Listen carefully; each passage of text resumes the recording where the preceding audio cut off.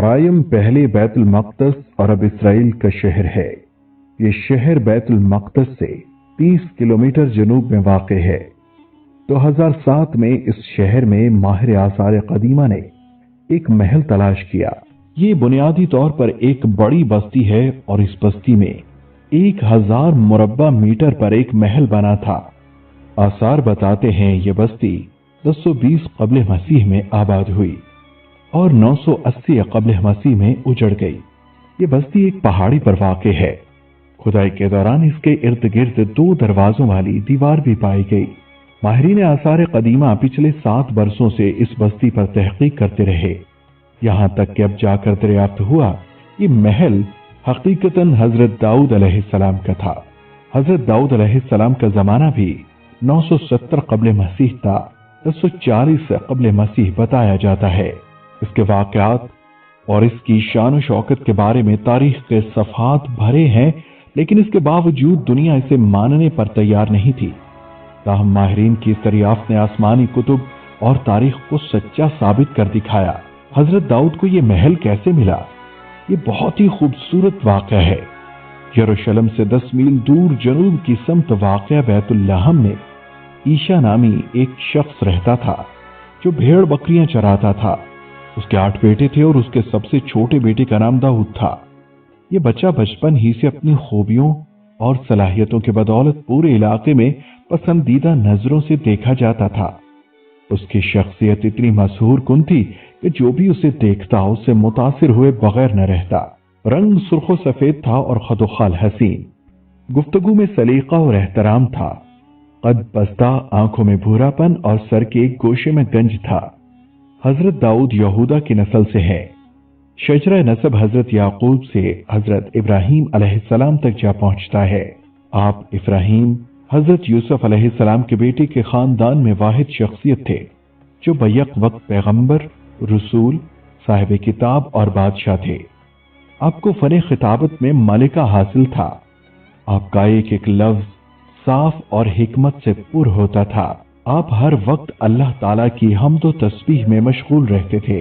ज़ुबूर की तिलावत इतनी खुश अलहानी से करते कि परिंदे भी आपका साथ देने लगते थे, जिससे अजब समा बरपा हो जाता और वजद आफरीन नगमे फजा में बिखर जाते। यहाँ तक कि ऊंचे ऊंचे पहाड़ भी आपके साथ खुदा की हम्द में शामिल हो जाते। आपने 2 शादियां की।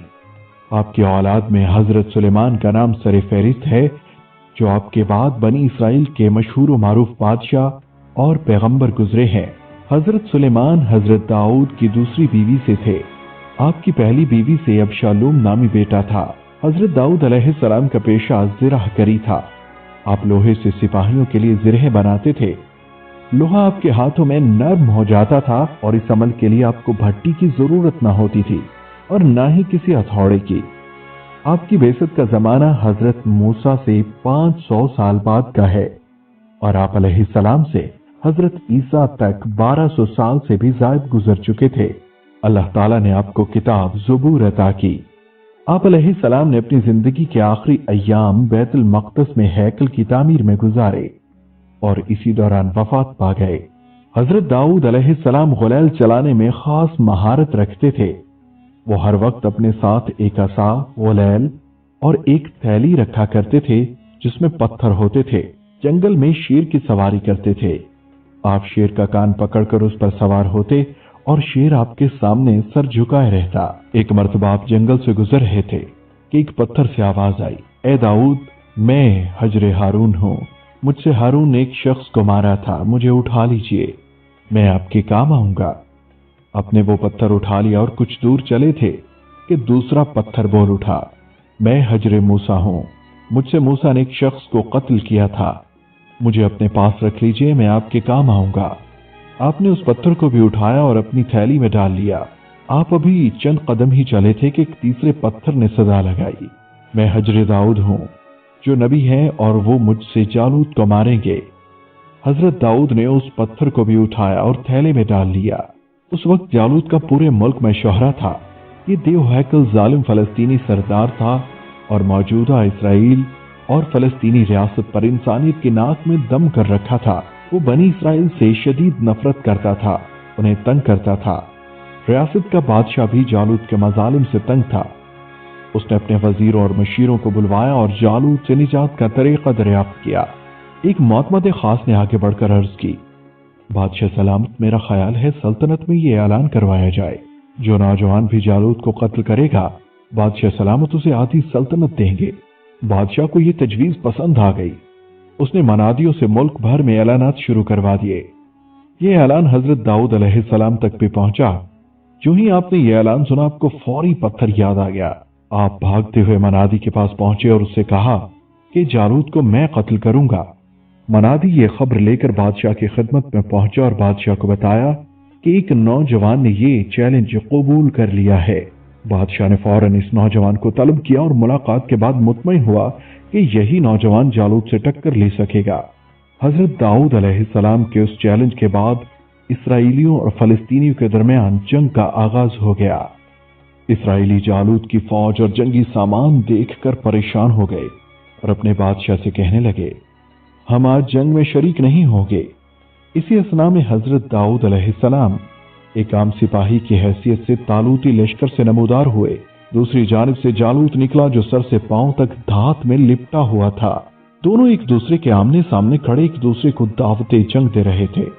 حضرت داؤد علیہ السلام نے اپنے تھیلے سے غلیل اور پتھر نکالا، پتھر کو غلیل میں پھنسایا اور جالوت کے سر پر دے مارا۔ پتھر کا جالوت کے سر سے ٹکرانا تھا، وہ ریزہ ریزہ ہو کر زمین پر گر گیا۔ یہ منظر دیکھ کر قوم یہود دنگ رہ گئی۔ پھر اسرائیلیوں نے مل کر فلسطینیوں پر حملہ کر دیا اور انہیں مار بھگایا۔ بادشاہ آگے بڑھا اور اس نے اپنے وعدے کے مطابق حضرت داؤد علیہ السلام کو آدھی سلطنت عطا کی اور اپنی شہزادی انیاہ سے آپ کی شادی بھی کر دی، اور یوں حضرت داؤد علیہ السلام اس سلطنت کے بادشاہ بن گئے اور یہ محل آپ کی قیام گاہ تھی۔ ماہرین آثار قدیمہ نے آج ہزاروں برس بعد حضرت داؤد علیہ السلام کے اس محل کو دریافت کر کے دنیا کو ایک پیغام ضرور دیا ہے، اور وہ پیغام یہ ہے کہ دنیا میں موجود ہر شے فانی ہے، سب نے فنا ہونا ہے، سب نے تباہ و برباد ہونا ہے۔ آثار قدیمہ کی دریافت سے ثابت ہو گیا، ہزاروں مربع میٹر پر پھیلا اللہ کے ایک نبی کا محل اگر زندہ سلامت نہیں رہ سکتا تو دنیا کے ان چھوٹے چھوٹے حکمرانوں کی حیثیت ہی کیا ہے۔